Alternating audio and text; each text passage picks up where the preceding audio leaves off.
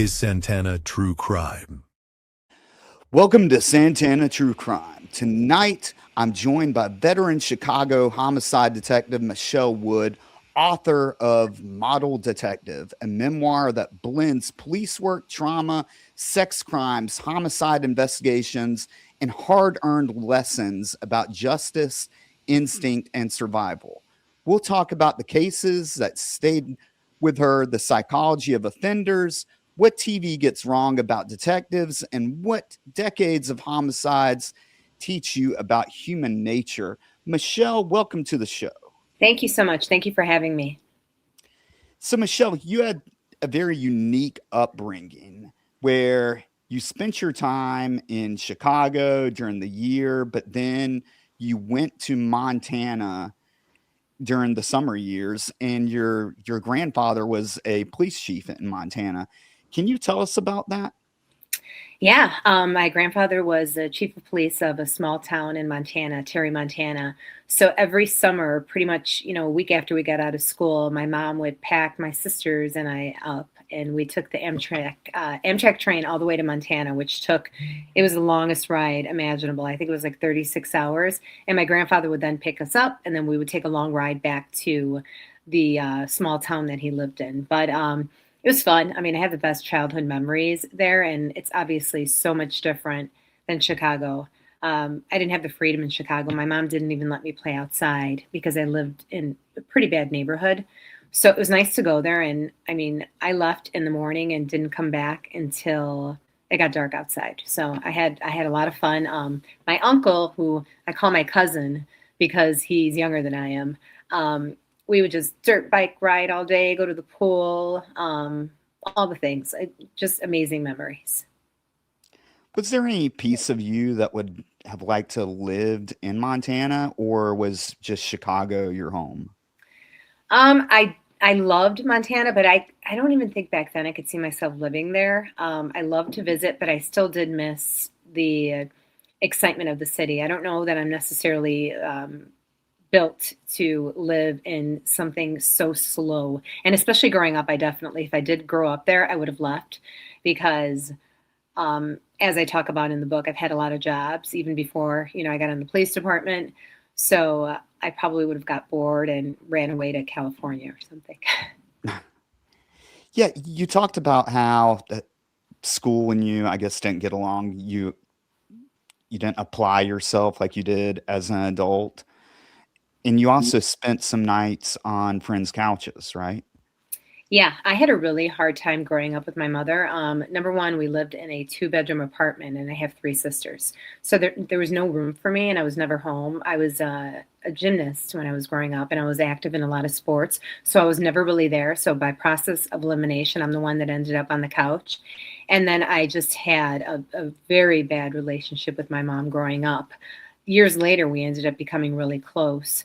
But I probably from when I was 16, I think I left home at 16, and I joined the Army after that. So my last years in high school, I was more worrying about survival than I was, about doing my geometry homework. Speaking of survival, you actually did experience being a victim yourself. Where can do you mind talking about this when someone tried to sexually assault you? Yeah, I was, I always thought I was 11, but when I actually think back to it and then I add up the years of where my little sister was at the time, I think I was more like 10 years old. I came back from gymnastics practice, and I remember my mom asked me to go to the store to buy a case of soda. Back then, I'm dating myself because I'm old, but you would get the Coca-Cola in the bottles, and you'd have to bring the used bottles back and get your deposit back. You got like 80 cents back. So I had the case of soda with me, and I left the house. We lived in a three-story apartment building on the third floor in a pretty, you know, not compared to the things I've seen now, but it was a pretty rough gang-infested neighborhood. So when I walked out the door, there was a man that was out there, and he's like, "Hey, do you know where Jose lives?" And I was like, "No, sorry, I don't know who that is." And I walked down the alley, which bad idea. But I walked down the alley, I ran to the grocery store. When I came back, I was paying attention to everything, but then I was paying attention to nothing because when I walked into the door of my apartment building, it should have locked behind me. But because people were always kicking the door in, and it was just one of those things where the janky locks just didn't work. So he ended up in back of me, and he ended up dragging me down the stairs, ripping my pants off. And I somehow got away from him, and I never let go of the case of soda. And in my head, it happened that quickly, but I think it was a little bit longer than that. But I didn't know anything. I was a very innocent young little girl, and I thought he was trying to kidnap me. We used to, have our cereal every morning, and we would look at the kids on the back of the milk cartons that were missing. And I immediately, that's what I saw. I saw my face on the back of a milk carton. I'm like, oh my God, he's trying to kidnap me, not thinking of anything else. But he ended up ripping my pants open, the crotch of my pants. I had blue turquoise leggings on. I remember exactly what I was wearing. I had white tennis shoes on. I had ankle socks. I had blue turquoise pants, and I had a gray jacket that was kind of like a waist, like kind of not a half jacket, but something like that. And I remember thinking that it was because I had tight pants that he approached me. So I knew nothing, but then I knew everything. And then when I ran upstairs, my mom lost it and ran downstairs with, the first thing she could find, which I think was a bat or a shovel or something. We always had stuff at the door. She didn't find him. The police ended up coming out. They were there for hours, asking me questions. I was embarrassed about what happened, but didn't know why I was embarrassed. And they just, unfortunately, it was two older men, nice as can be, but they just didn't ask me the right questions because they told me, show me how he pulled you down the stairs. And I wasn't going to show these two older men what happened. So I said, oh, they pulled me by the arm, and they accepted that. I don't know if they knew I wasn't being completely truthful, but I never told them. And my mom, I never told her what happened either. When you later on, and I'm jumping ahead a little bit, but when you have to talk with kids, especially, or women who are assaulted, did that experience help you at all as far as give you a real life perspective of what they're going to, and realize that sometimes you can't take things for face value, and you've got to ask those additional details and make the victim feel safe? Did any of that Absolutely. help? Yeah, absolutely. Like, I think the basis of the way I questioned people was based a little bit on that, because the detectives weren't asking the wrong questions, but they weren't asking all the questions they asked were relevant, but they missed questions that, had they asked me those questions, they, might have been able to catch this guy, because they were never going to be able to catch the guy based on that.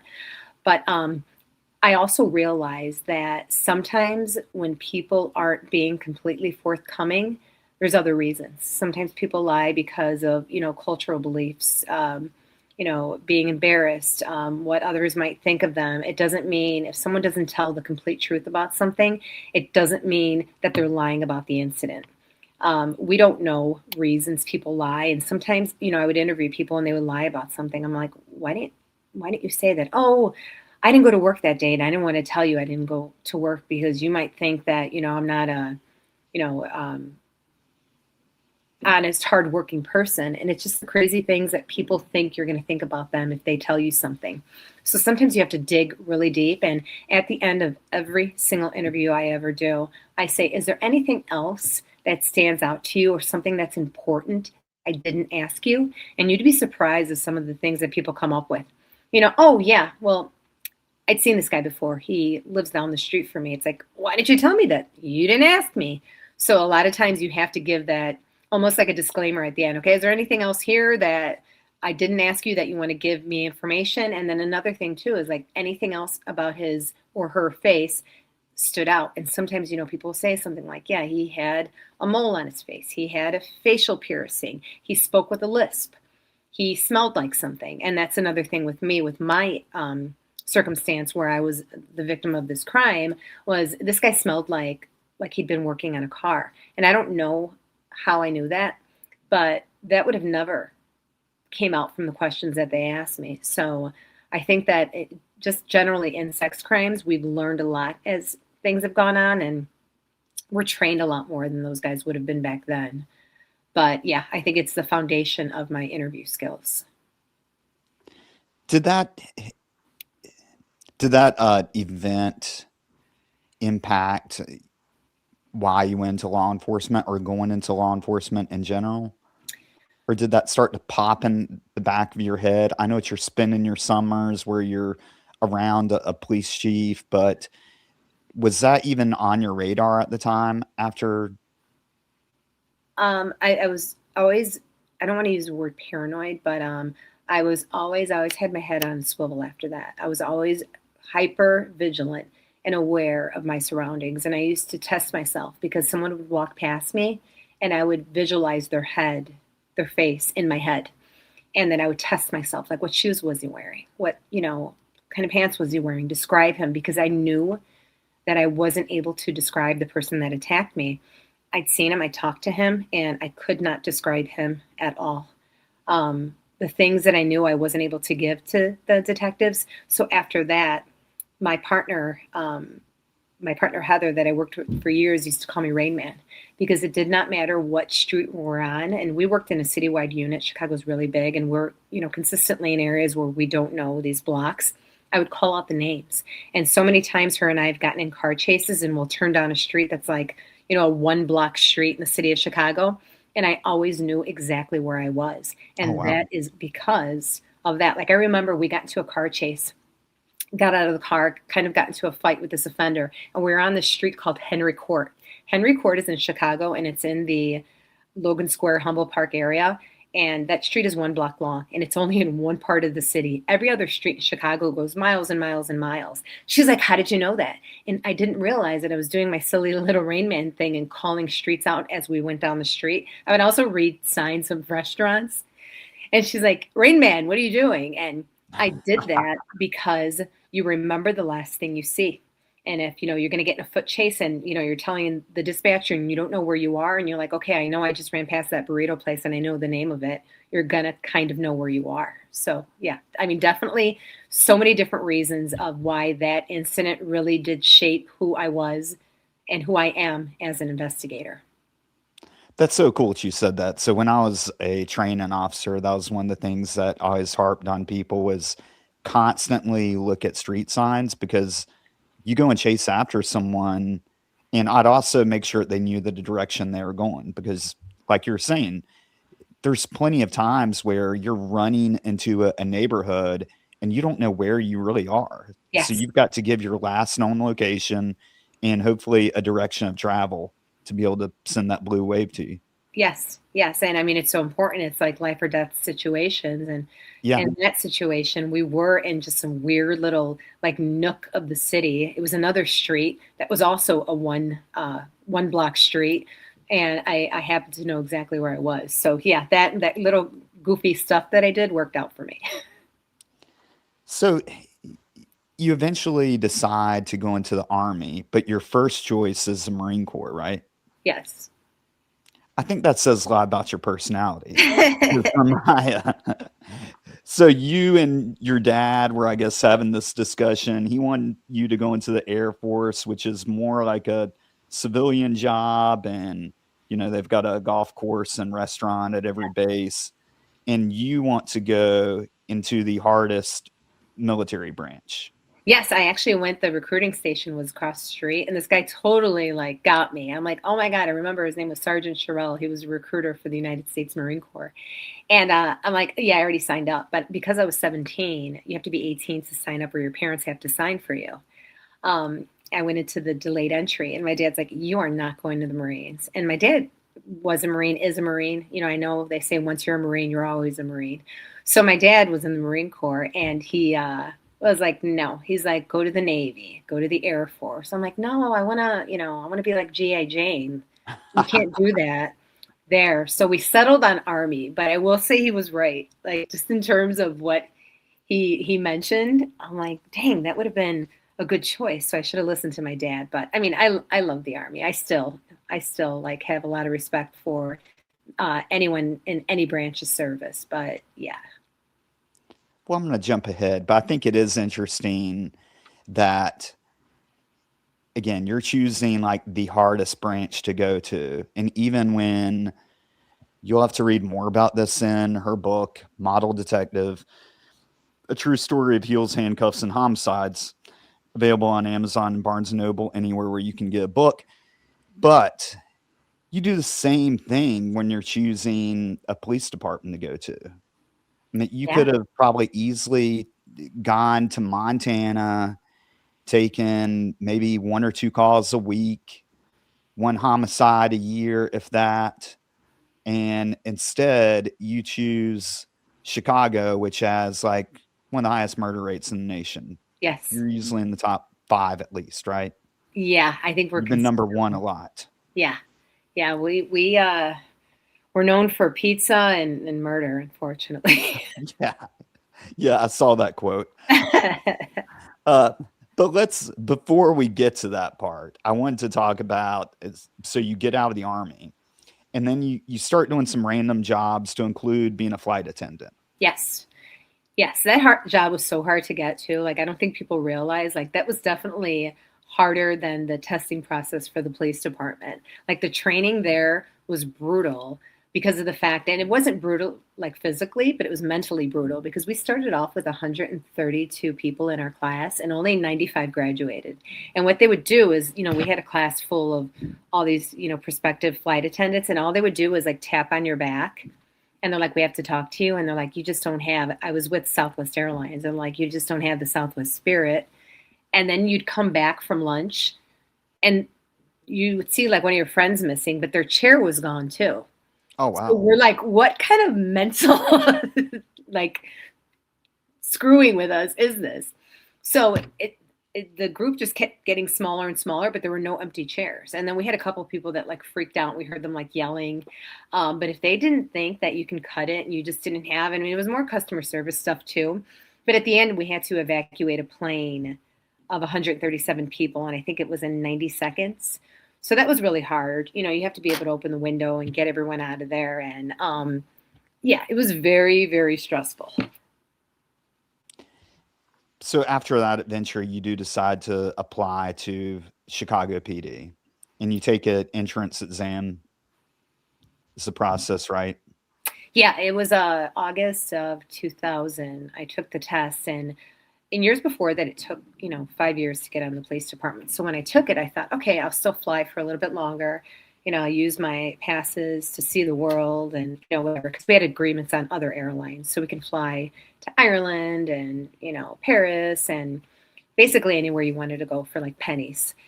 So this was during a time that they were doing a bunch of hiring. I guess a bunch of people were retiring during that time, and I got hired so quickly. So I took the test in August, and I went through background checks, psychological evaluation, and everything else. And I started the police academy February 5th of 2001. Okay. And how long is that academy?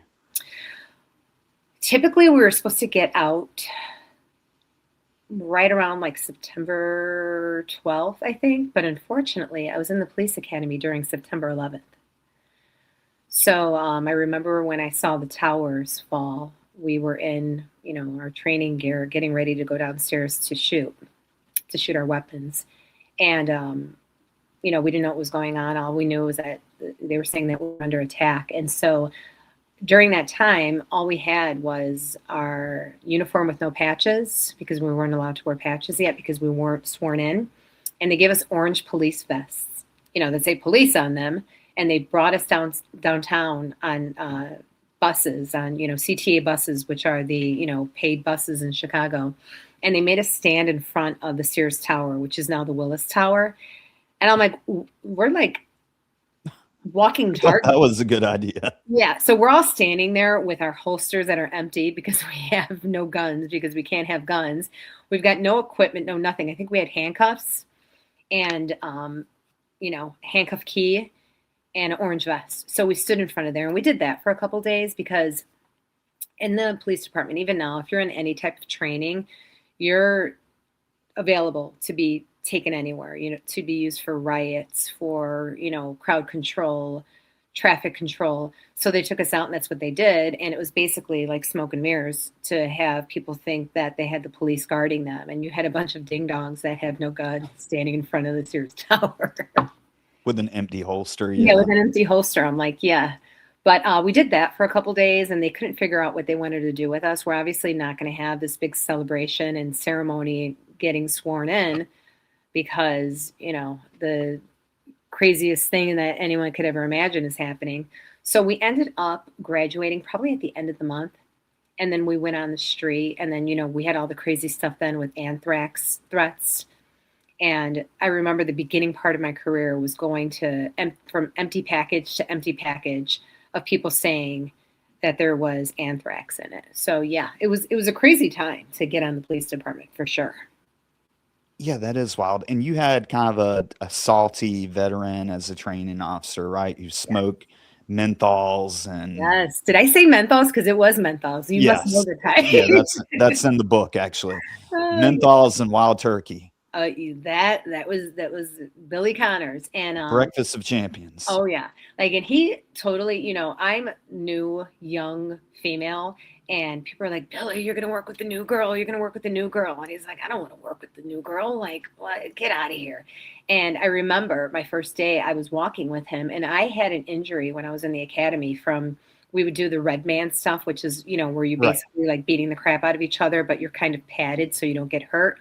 Well, I ended up spraining my ankle in the academy, but I was like, I am not getting recycled. Recycled means you have to go back into the police academy. So I toughed it out. And so my ankle was a little weak. And I remember my first day on the job. And Billy Connors, I don't think I mentioned also that he was like 6'6". I'm 5'3". So I'm walking with him, and I walked into a little curb, and my ankle kind of gave out and I fell. And he looks at me with his cigarettes. He's like, what are you, fucking drunk? And I'm like, no, no, no, no, no. But in the beginning, he totally probably thought I was some like ding dong girl, and I definitely proved him wrong. And he ended up being just a really good mentor and a really good person, because when he would see who ended up being my partner later on, he would be really really happy to see us, and we really respected him. He was the best. He knew every single person's name and every block. He'd worked that beat for 30 years, that beat in Chicago. So he knew everyone, everyone knew him, and he was a no nonsense type of guy. Definitely the best person who could have trained me. And I think that's the type of beat cop that I imagine, at least when I think of Chicago or New York, is these salty veterans that smoke packs of cigarettes a day, Yeah. drink coffee nonstop, and Yep. carry around the old school nightstick. Yes. They're just, That's, will that's fight exactly what he anything. did. And he had a old school wheel gun. He had a revolver, Oh, and it wow. was down to like the middle of his leg. But he gave me so many little Were roles that y'all issued revolvers or did he? he was when I had a job though, we had single double action guns, which are you can't use those anymore. So I even had an old gun, compared to what the people carry now. Now of course, I've traded guns a few times in my career. But Billy did not. He never wanted to go to the semi-automatic like a lot of the oldies, and he stayed with his wheel gun, which is what we used to call him. And yeah, he probably kept that until he retired because he would have been grandfathered in. So now I think if he was on, they'd probably make him like, no, Billy, you got to go get a real gun. But no, I think to the end of his career, he stayed with the revolver. So those are stories I like to hear, especially so I was in law enforcement for 17 plus years. And I was from a department that had the Raleigh Police Department had 777 officers when I joined. So probably a fraction of what Chicago PD has. Still a lot, But but you've yeah. got a lot of stories in here that when I heard them, I was like, oh shit. Like I never could imagine a department doing that. One of my favorites that shocked me was you used to have to carry your when you had a deceased person, you would actually transport them in the squad car. In the wagon. Yeah, we would have to call a wagon, and then at some point they gave us out of like hazmat pay, and it was literally like an hour extra or something. But the wagon guys, you'd call them, you're like, I got a stinker. A stinker is like a body that's been there for a long time, or you have a deceased person. We'd have to call the wagon, but the wagon didn't care who you were. They're like, I'm not loading that. You do it. So we would have to load the body into a body bag, zip it up, and then carry, my partner and I would carry the body into the wagon. And we didn't like secure it really. We just put it in the back. And it was just, a big old school wagon. Yeah, which is bizarre now that I think about it. But no, I've had to do it a couple times. And it was always so, like, we never had PPE gear. We didn't have anything. Like, even gloves. We used to take gloves from the hospital when we go inside the hospital, but we definitely weren't issued gloves. And then foot covers, people would laugh if they saw you doing that. But at one point, I have an old picture of my partner, John, and I. We had a stinker inside the house. This guy was, fortunately, inside the house in July or August for a month, and his air was off. So he was there, and he was actually stuck to the floor, and we had nothing. So I have a picture of myself with Target bags on my feet, and I did like a makeshift scarf because when you're around deceased bodies, it sticks in your hair even if you wash it. And I'm sure you know this, but even if you wash it, it's going to stay in your hair and in your nostrils for a long time. So yeah, we have a picture, and people, we had a mask on. We had like a surgical mask. This is way before COVID, and we were trying to just protect ourselves the best we can. I had just bought a new cell phone case cover, and I put my case kind of like clipped it on my vest, and I leaned over the body, and it fell inside. And we just looked at each other. I was like, oh, okay, I guess I'm not getting that, because unfortunately the guy was at home with his dog. So yeah, his dog ended up kind of going after his remains. Yeah, predation. Yeah, like his Inside your hands. house, though. Yeah. It was a pretty gory scene, but yeah, but we didn't have any way to protect ourselves. And bodies like that, sometimes back then you'd have to get like shovels and to pick things up. So yeah, we don't do that anymore. Yeah. That's I can only imagine. So your time in the Army, when you are in field training, does that help you kind of get through that and get through those personality types that are very, the alpha male? Because I assume that there's not a lot of women in the Chicago Police Department.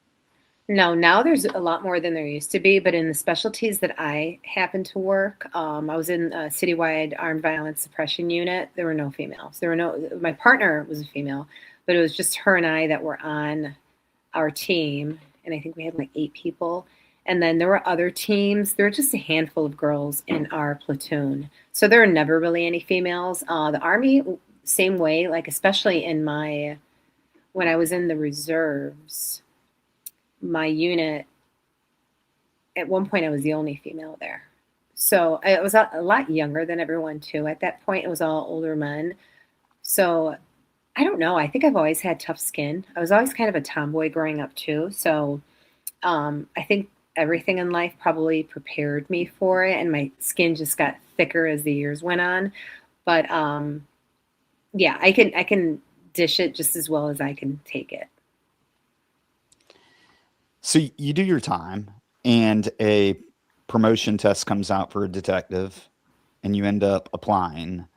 And I believe you only had, 4 years in? Is that Yeah, right?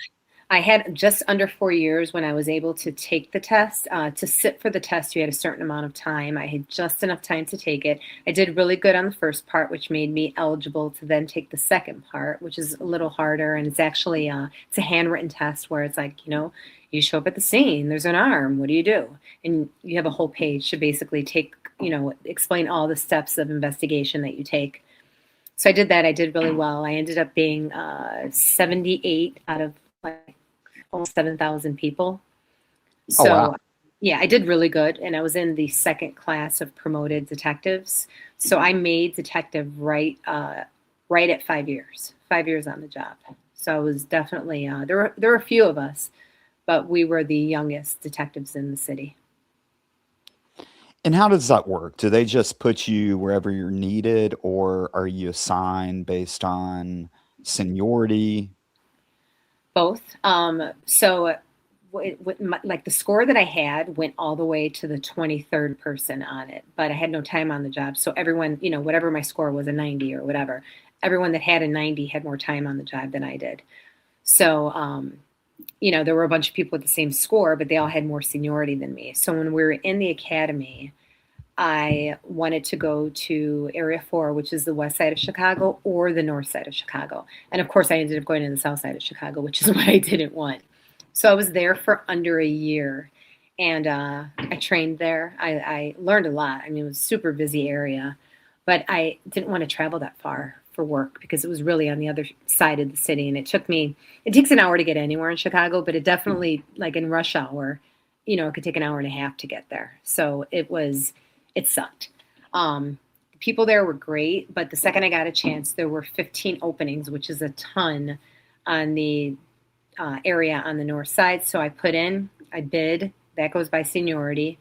I made it there. And then I ended up staying there that was in 2008.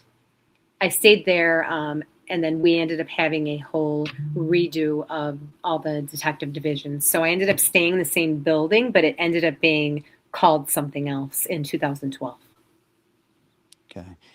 And so while you were a detective before you made Homicide, you wrote in your book about a sexual assault that happened, which was a stranger rape. And these are incredibly rare. I would say that, would you agree that most are domestic related or the person knows the offender? Yeah, definitely. Stranger danger rapes are far and few in between. Do you mind walking us through that? I don't want to give everything away from the book, but I feel like this is kind of an impactful case. Yeah, this is still probably one of the worst cases I've ever had in my career. Like murders are terrible, but you don't have anyone behind to have to relive this all the time. So sexual assaults are a certain type of just horrible thing that someone can go through. Certain like type of hell, I would say. There was a female, young 20-some-year-old girl that was coming home from work. It was right around Christmas time, so she stopped at Walgreens to get some wrapping paper, and then she stopped at another store to like look at gifts or something. But she had walked the rest of the way home. She had just came off of the Chicago Transit Authority train, and she arrived home and she turned down the alley, which is very similar to something that I did. And a male approached her from behind, put what she believed to be was a gun to her head, and attempted to rob her. And then, for whatever reason, this robbery ended up turning into the most brutal sexual assault I've ever heard of in my career. He ended up sexually assaulting her multiple different ways. And then he also punched her in the face and broke her orbital bone. And I believe he fractured her nose. And just, she was battered, bloody. He did terrible things to her. She, at some point, was bleeding profusely from her eye area, and she asked the offender if she could put some ice on her face. It was snowing outside. She picked up snow and put it on her face. And during that time, she texted her boyfriend, and she said, "I'm being raped in the alley." Well, he gets this message, and he's confused, like, what does it mean? Like, one of the neighbors is bothering you, or like, he didn't understand what it meant. But then he didn't go outside to check either. And they lived in a really like affluent area in the city of Chicago. The houses over there are all like $1 million homes. So she finally made it back. She let him know what happened. He called 911. He was a suburban like auxiliary cop for some small department. And he went outside to look to see if he could find the offender. It just reminded me of the stuff that happened with me. That's exactly what my mom did. And then fast forward, we process the crime scene. We go to the hospital, and then my partner and I go back to the scene, and I'm like, I feel like we're missing something. So I get down on my hands and knees in the snow, and I start sifting through the snow just because I'm like, we're missing something. And I end up finding a Bible, and it's one of those little Bibles that they give away. They give them at homeless shelters and inside jails. Probation officers will give them, and whoever had it was using it as like an address book. So there were names in there and phone numbers, and I figured this person probably got this at the county jail or a homeless shelter. We had a homeless shelter right down the street, so we went there looking to see, if we could find someone who fit the description. And then there was a person's name in there that I found out from talking to some of the other officers that came into the area that worked on gang teams. There was a confidential informant whose name was in there. And then that started the lead that we needed. Sometimes it's one little insignificant thing that gave us the biggest lead that we could hope for, that led us in the right direction. When you're dealing with people like that are just, they're monsters, right?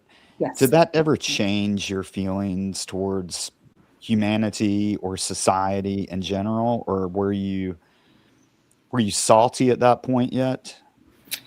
I think my salty time came probably when I had like 3 years on the job and I was working in an armed violence suppression unit. We were a citywide unit where we went to a different district every day, and we went to areas that were supposed to be the next target of gang retaliation. So we would do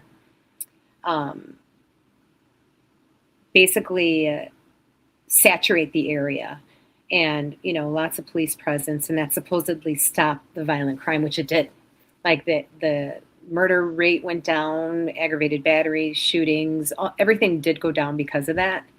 But at that point, I'm doing, all like drug and like traffic arrests, and everybody's mad and everybody's upset. And, I'm spending a lot of time doing female searches with like, people who haven't taken a bath in months and who are hiding things in the worst places that you could possibly imagine. So during that time, I'm like, man, people are disgusting. Like you need to, sell drugs this bad that you're like going to stick it up your butt, and like just all the things.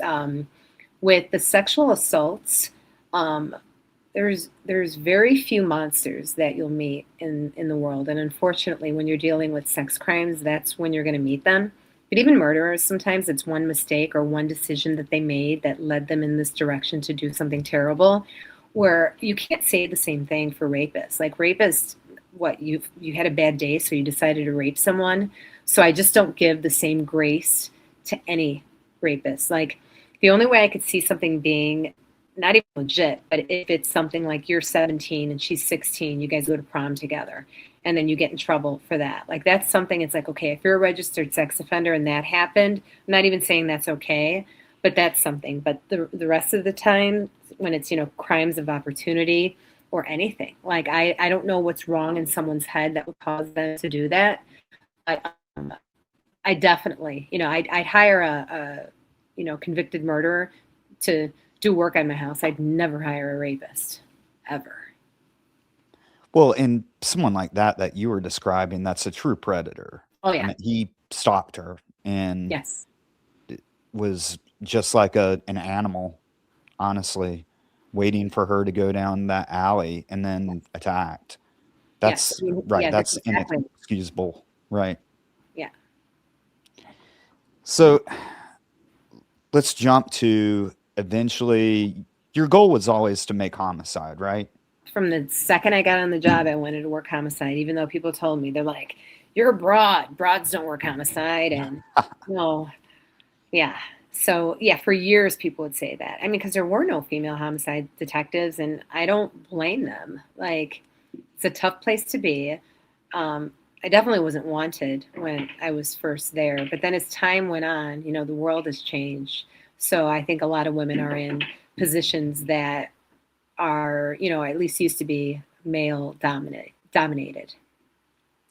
Well, and you talk about this too in your book, again, Model Detective, that I think a lot of people see when you're watching these shows, like the CSI shows, the Law and Order shows, and you see these homicide detectives and they're wearing a good suit, they look rested, and they've got a nice apartment, a nice car. they're not staying up 36 hours and throwing out their shoes every week because they just walked through, someone's blood that they just cannot get rid of, right? Like they're not walking around with the skunk of a dead person in their hair, or they can't get out of their nostrils, and they're on their third, wife or husband. Did the image or what you had in your head about being a homicide detective, was that anywhere like what reality really was working that job? I think I knew what it was. When, maybe when I first got on the job, I thought it was probably going to be a lot more like run after bad guys and stuff like that. But I think it ended up being kind of similar to what I thought it was going to be. Definitely a lot more disgusting with, certain aspects of it, like, walking out of a building, processing a crime scene, and then having a roach on my neck that I brought back to the station. And I mean, there's just so many nasty things. Like the clothes that you have for work are never the clothes that you would wear anywhere else. Like people, my girlfriends would ask me, like, I'm like, oh, I need, black dress pants. You have 1,000 pair of black dress pants. I'm like, yeah, those are crime scene dress pants. Those are completely different. I'm like, even shoes. Like I always wore higher shoes, like wedges, which are kind of like, lifted heels. And yes, I did that because I thought they were cute. But the real reason for doing that stuff is because it lifts your pants off the ground for the possibility of them dragging on the ground. And it gives you a little bit of, buffer from the nastiness on the floor. I mean, because the stuff that we step in, like you're walking in scenes where there's urine all over the floor, there's blood all over the floor, there's all different types of human excrement. And these are shoes, yes, that I usually don't bring inside the house and you have to leave outside. I'm like, but it still is going to end up on your clothing, and you can't buy new clothes all the time. And even as detectives, though, we're still expected to wear a suit, to dress, as nice as we can. Like guys have to wear a shirt and tie. Girls have to wear kind of the equivalent of that. But after a while, it's like, you can't really try to dress cute because it just doesn't work out. You end up, like your bulletproof vest snags every single shirt that you can imagine. The weight of the gun and everything on your pants rips all your pants loops off. So yeah, the police outfits are usually not that nice. So I wanted to talk about one of the cases, and I don't want to give away all the details, especially a lot of the twist in it, but the Yolanda Holmes case that you mentioned, or you wrote about a lot in the book. I think one of the funny parts about this book is that when you go to the crime, or when you go to the scene that day, you're looking around and you described seeing a nice big open window, right? And you could see across the street, and you can actually see inside the other people's apartments. Yes. And then you also see two people having sex right in front of you, right? It was a brick building that had, I guess you would call it like terraces, but they were still bricked in. And there were a couple that was outside and they were having sex for everyone to see while we're there processing the crime scene, which means there's a fire truck outside, an ambulance, 4 police cars, detectives digging in garbage, like people walking around with flashlights. And I was like, wow, you're not worried about like the killer that's on the loose, but hey, whatever, never gets you going, I guess. I assume that's the first time this has happened where you've been on a crime scene and watched that. Yes, and it's funny though, because inside the house, I found binoculars and they were covered in blood. And, at this point, we're here like trying to figure out exactly what happened. Was someone inside this house? And then afterwards, where they were placed was right where the house was. I was like, oh my God, I wonder if someone who lived here was just a peeping Tom and those binoculars had nothing to do with it. Like everything in that house was covered in blood. It was the bloodiest crime scene I've ever been on. And I think that's why it's, stayed with me, and that's the reason it ended up being a big part of the book, because there were just so many odd things that happened in that. But yeah, I would definitely, because we have to go and look for witnesses, and it's like, okay, let's look out the window and see who could see inside here. Maybe someone was sitting having dinner watching TV and they ended up seeing like people fighting, And it's like, well, not these two. These two are oblivious, so we can cross them off the list. Yeah, and I thought you did a good job of explaining to people of what that process is like and searching throughout the house. You talked about of how there's multiple purses, but you knew the one that was the real purse would be the one that had her cell phone in, Yes. right?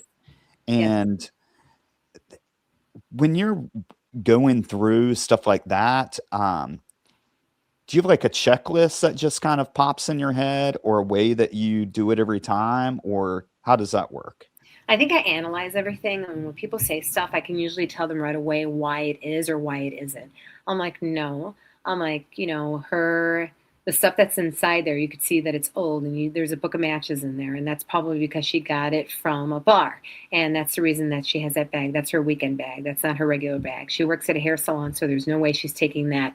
So I think I have a way of eliminating or including things, and I do this with everything. And I'll consistently, and now, I mean, I've been doing this long enough where I think people do come to me like, Michelle, what do you think? Like when people see stuff on TV, like, the big, notorious, like Nancy Guthrie case and those types of cases where people ask me, well, what do you think? I'm like, well, I can't tell you what happened, but I can tell you what didn't happen. And that's usually, how I start with homicide investigations, where I'll look through stuff and I'm like, okay, well, people are like, with the Yolanda case, I had an idea of how she was killed because of the positioning of her body, and I'm like, well, no, she wasn't doing this because of the position of her body. So I think I go backwards rather than going forward. And I'm not going to give away this case because you do need to go and buy the book and read all about it. There's a lot of twists in this case, but we'll just say that the primary suspect that a lot of your coworkers wanted for you to just flat out arrest right away ended up not being our guy, right? And that's something that I think that when you're looking back at this and seeing of how well you are with just that human nature piece and understanding victimology, which I feel like you've shown throughout your life, even as an airline stewardess, to be able to relate to people and to listen to people's concerns. Are those the type of skills that have just kind of always followed you throughout this career path? Yes, and I think certain people are just made to be detectives. Like you'll find people that just work really hard and ended up being really good at reading people. I think I learned how to read people just from my life experiences and, things like waitressing and bartending. Like you get to meet a lot of people, and even being a flight attendant, you know, back then when I was a flight attendant, I would do like 6, 7 flights a day. And so you're doing 6, 7 flights of 137 different types of people, and you get to get a feel for people, and even things like being a bartender and anticipating what someone's going to order based on the way they look. Like I'm really good at doing that, and even now, like I can go in and I know the theme I'm going to pick when I talk to someone, because I can read people and I could see what would work with one person might not work with another person. I also want to include some of your golden rules that you've established. And I think this kind of lines up with what you're saying. You've said before to always have thick skin, right? Yep. And I think that that's something that obviously is something you need in homicide and police work, whether you're a male or a female, but I'd say especially being a female. Yeah. And then the second one was treat people like humans, no matter how barbaric they act. How hard is that, especially when you've got someone like a sex offender in front of you who you have to interview? Is your restraint, is that just an act, or do you have something that you do to prepare yourself for that? It's not always easy, but the only person or thing that you're going to hurt is the case.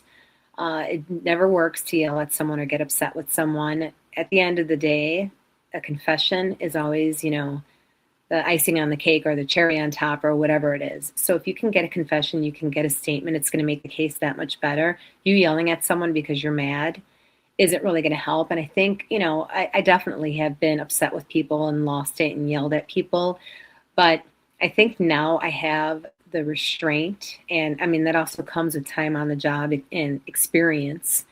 And I don't know that I always had that, but I remember the one time that really stands out to me, um, where I didn't want to talk to this girl anymore. It was this girl who murdered her son, who was 3 years old, for peeing in the bed. And she didn't want him peeing in the bed anymore, so she filled up water bottles with detergent so that when he would drink it, he would stop, and she hid food from him.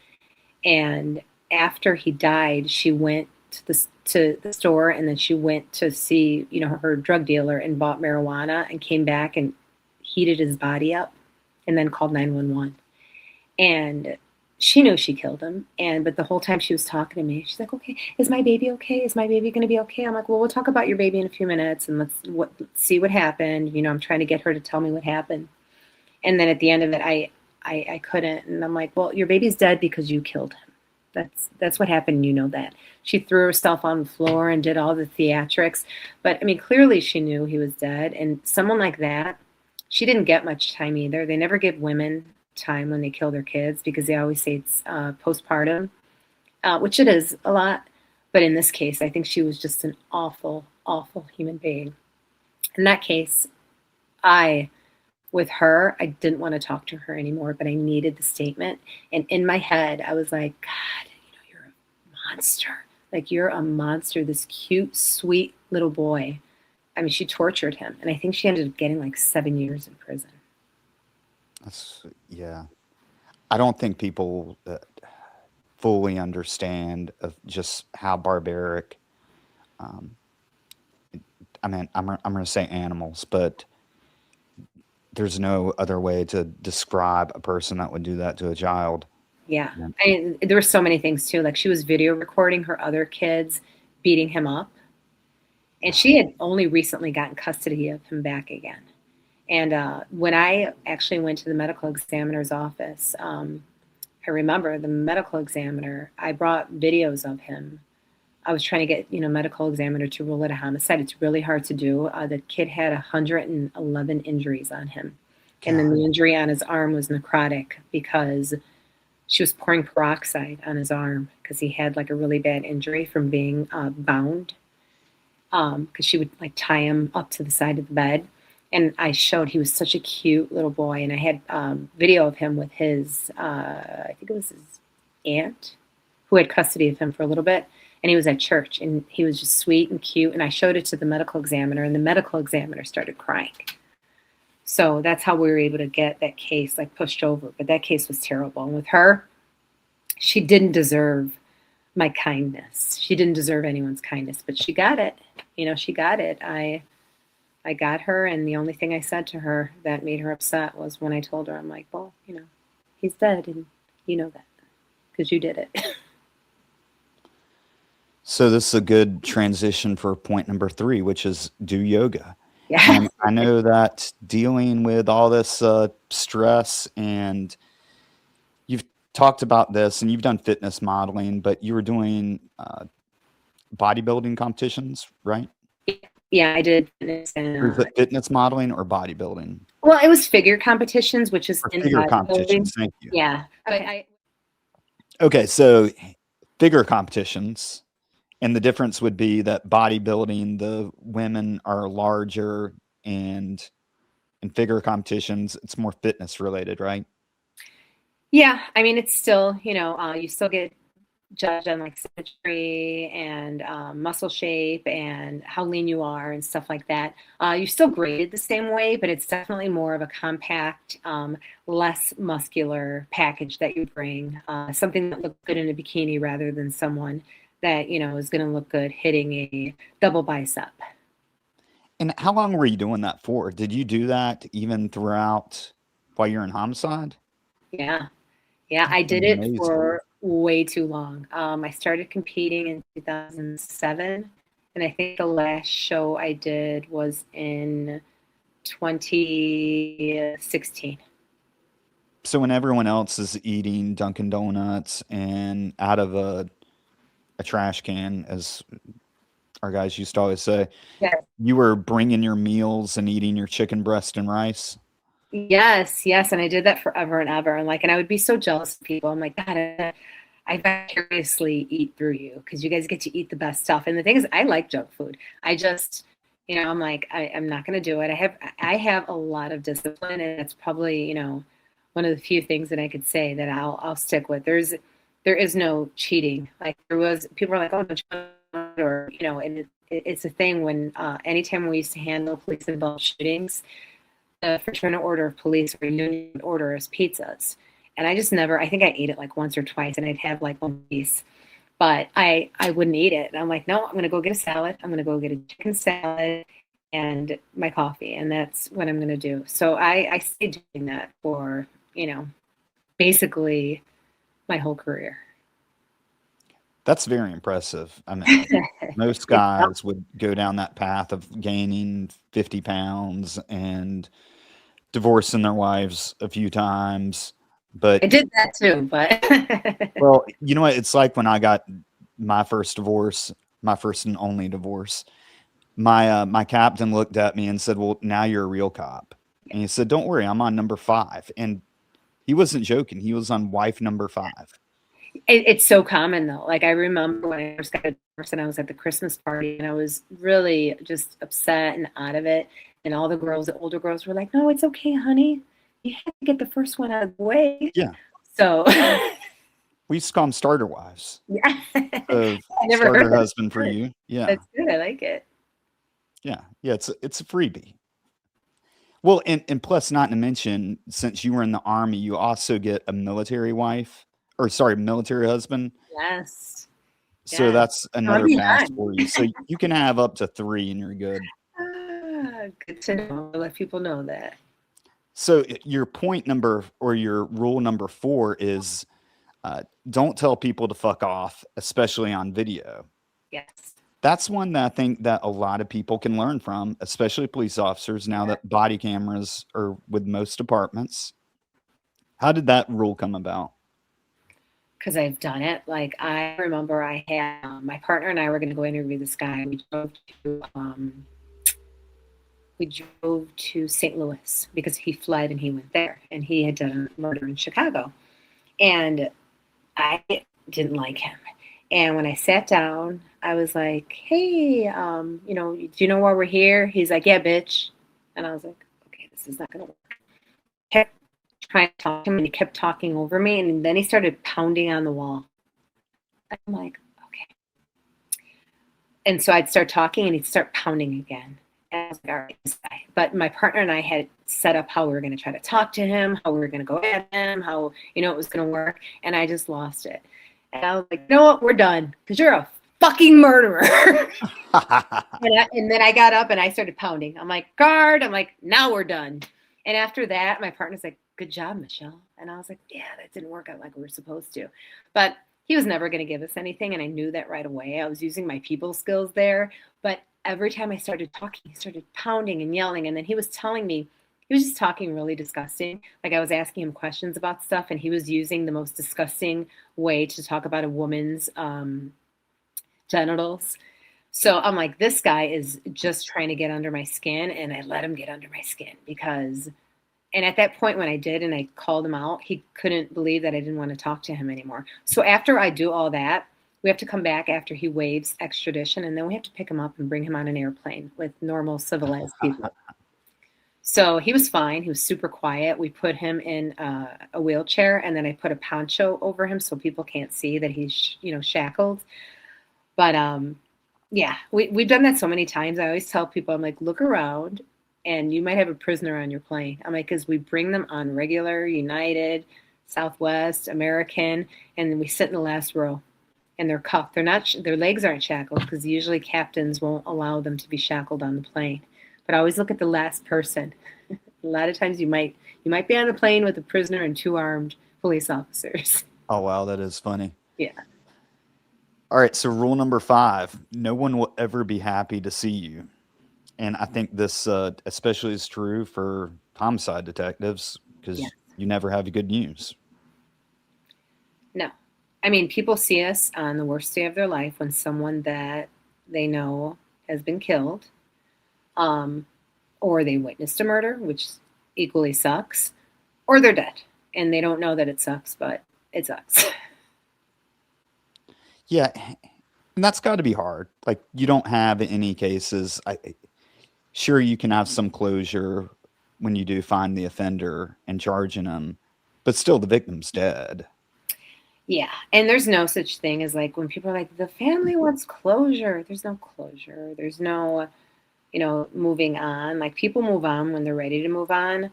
But I hate even saying that to people. Like if I'm talking to an offender and they're like, the family just wants closure. I'm like, this nothing is going to give them closure. And even you telling offenders that, they don't care. Usually, like if you're talking to someone when you get confessions, it's usually not because they care so much.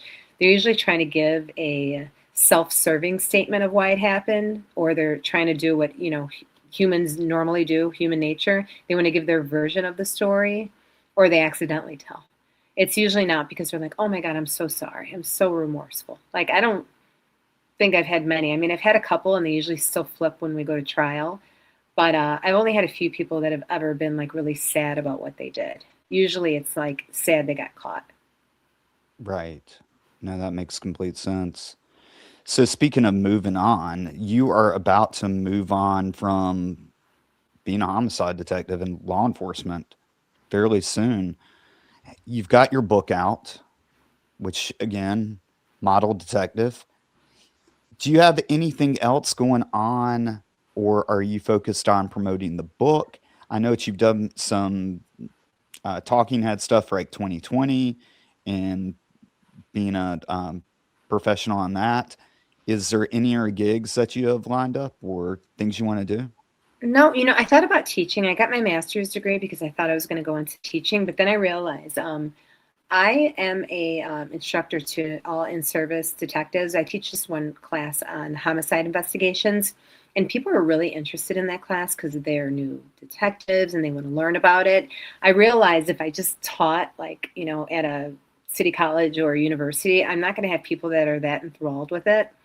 So I don't know if I want to do that anymore. So I still have my master's and I can do it if I choose. But I don't know. I'll hang out with my daughter's 5, so I'll hang out with her and then see if there's anything I want to do. I do TV gigs as they pop up. So 2020, if they need a subject matter expert, I'll do that. I do speaking gigs here and there, but I've got nothing lined up except like hanging out with my daughter and my husband. So you're not moving to Montana to live on a ranch and become police chief? Not yet, but my daughter, I have promised her that we're going to go there. We're going to take a ride around and I'm going to show her because I show her pictures a lot and she still, obviously she's little, she doesn't understand, but she's like, Mommy, I want to go there. I want to see where you were because I showed her a picture. I'm like, oh, this is where Mommy learned how to throw a spiral. My uncle cousin taught me how to throw a spiral and I don't know where my sister found this photo of it. And I was like, oh my God, I thought this was only in my memory. So I told her, I'm like, maybe I'll teach you how to throw a spiral. That's so cool. Yeah, it Well, was a great photo. So yeah, and I'm sure that you'll be successful in this. I know that you've been successful in everything else in your life, it seems like, from getting in homicide and now homicide sergeant. You've got your book out. You've got appearances on major networks. Is there any way that we can support you?